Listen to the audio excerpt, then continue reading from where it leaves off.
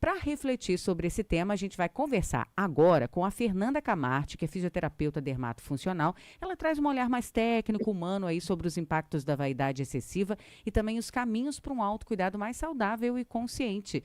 Fernanda, obrigada, viu, por ter disponibilizado um tempinho para conversar com a gente. Bom dia. Bom dia, Cris. Bom dia a todos, tudo bem? Obrigada pelo convite aí para falar. Falar sobre esse tema é muito essencial, né? Porque hoje, realmente, a beleza que deveria ser ali um sinônimo de autocuidado, de expressão, muitas vezes, sim, se torna uma prisão, uma cobrança excessiva. Então, a Sim, gente com precisa certeza. ter alguns limites. A gente vive, Fernanda, numa sociedade que valoriza muito a aparência, o bem-estar físico, né? Em que momento o cuidado aí com a beleza deixa de ser saudável e passa a se tornar uma prisão invisível, se a gente pode dizer assim? Então, a gente tem que ter muito esse cuidado, né? Porque realmente o ser humano é um ser muito visual. Então a gente gosta, assim, né, de ver o belo, se sentir bem. Só que tem um limite, né? A gente precisa Uhum. encontrar esse equilíbrio, porque a beleza nunca pode ultrapassar o equilíbrio da saúde. Então, quando isso se torna uma cobrança excessiva, quando a pessoa se compara o tempo todo, ela busca esses tratamentos por comparação, e é muitas vezes deixando de lado a saúde, isso sim se torna uma prisão, e aí a gente cria ali um alerta, tá? Agora, a gente está vivendo, né, Fernando, um momento muito digital. As redes sociais, elas intensificaram essa busca por perfeição. De que forma a comparação constante com padrões irreais, né, fora da nossa realidade, afeta também a autoestima e o bem-estar emocional das pessoas? Porque a gente sempre fala aqui, quando a gente vai falar sobre saúde mental, saúde emocional, que a grama do vizinho é mais verde que a nossa. E esse comparativo acaba destruindo muita gente, né? Exatamente, né? Com a rede social, acabou assim, se instalando essa cultura de uma perfeição, né, que é inatingível, e essa comparação. Muitas vezes a pessoa olha ali na internet um artista, né, que tem mais visualizações, e ela esquece de ver que é um padrão de vida inatingível. Muitas vezes tem filtro, né, tem maquiagem, elas estão ali para isso, né, é o trabalho delas. Mas na realidade, né, no dia a dia, a gente não consegue ter esse padrão, Não é? muitas vezes distorcido.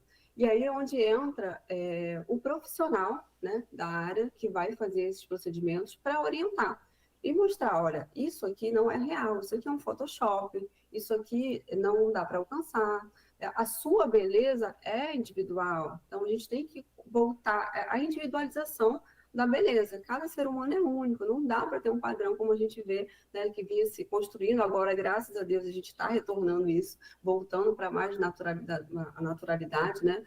E mostrar que cada indivíduo é único, né? Não dá para ficar se comparando, não dá para ter essa prisão o tempo Sim, todo, né? Buscar o autocuidado tem que ser uma coisa que te faça bem.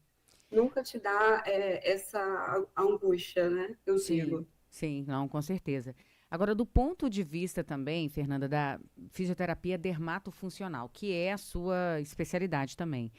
Como equilibrar esse desejo aí por procedimentos estéticos com o respeito também aos limites ao corpo e à mente? Porque tem muita gente que fala assim, ah, fiz um procedimentozinho aqui só para ajustar alguma coisa, principalmente às vezes no rosto, né? Que teve uma época que todo mundo tinha feito aquela harmonização facial, todo mundo tava com o rosto igual, quadrado e tudo mais. Como que a gente pode fazer os procedimentos, mas limitar, né? Respeitar para não ultrapassar esse limite também?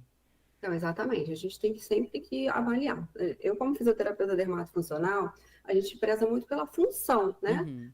A beleza, ela tem que estar junto com a função. Então, em muitos procedimentos invasivos, muitas vezes, ele acaba tirando, sim, a função daquele tecido, levando a alguma limitação. Então, tem que ter muito cuidado. Às vezes, aquele procedimento não é o que você precisa. A gente precisa ajustar uma postura, por exemplo, alguma distorção de imagem que o paciente tem, a gente Sim. tenta, mostra para o paciente toda a avaliação dele, né, física, e melhora essa função dele e acaba deixando ele com uma aparência mais bela. Muitas vezes nem precisando procurar por tratamentos tão invasivos assim. Então, sempre buscar o equilíbrio do procedimento com a função. Sim, sim. Agora, você acredita que o autocuidado, quando ele for bem direcionado, né, obviamente, ele pode ser um ato também de empoderamento e não de escravidão estética? Como é que a gente pode falar para o paciente essa virada de chave? O que normalmente é conversado nesse início aí de diálogo?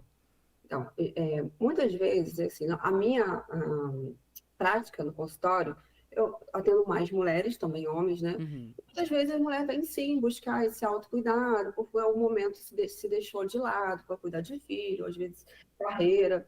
E aí, às vezes, ela tem aquele alerta: preciso me cuidar para me sentir melhor. Isso está tudo certo, isso é ótimo.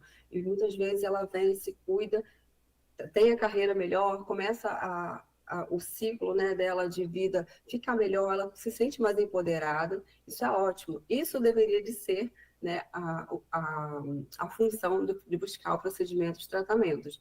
Só que a gente tem que tomar esse cuidado para não ultrapassar, porque muitas vezes ela vem buscando esse autocuidado, fica feliz, fica bem, mas acaba se tornando uma prisão. Ela começa a usar isso como uma fuga, né? E aí começa a vir os exageros, querer mais e mais procedimentos. E a gente tem que, como profissional, limitar. Olha, você está bem, você está bonita, se sentindo bem, é até aqui que você pode ir. Passou Sim. daqui, já não é funcional, já não é estético, é o limite. Acho que nesse sentido, né, Fernanda, a palavra-chave que a gente pode usar é um equilíbrio, né? Um equilíbrio mesmo para não pecar pelo excesso e nem pela falta dele também, né? Exatamente. Qual que seria esse caminho para uma cultura de beleza mais inclusiva?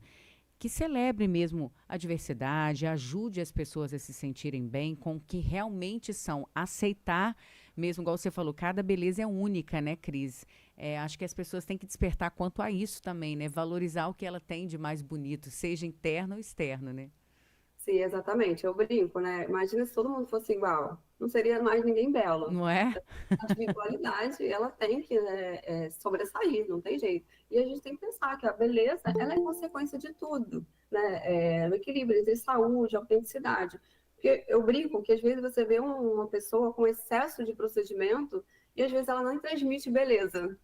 E às vezes você vê uma pessoa que nem tem tanto procedimento assim, mas ela tá com a autoestima bem, ela tá com a saúde mental bem, e ela transmite uma beleza, uma luz, que aí eu falo, isso realmente é a beleza, né? Fazer procedimentos é ótimo, ajuda, mas tem que ter o equilíbrio entre tudo.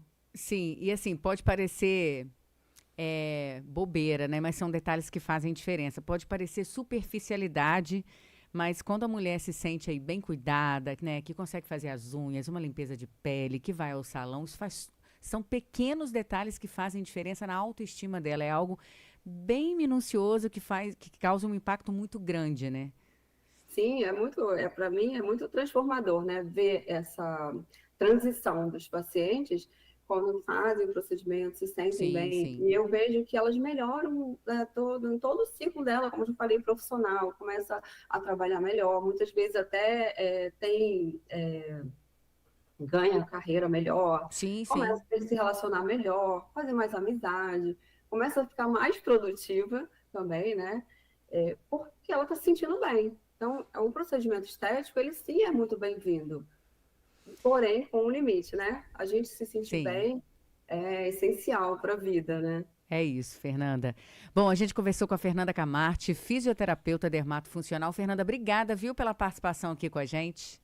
Eu que agradeço, gente. Bom dia. Até a próxima.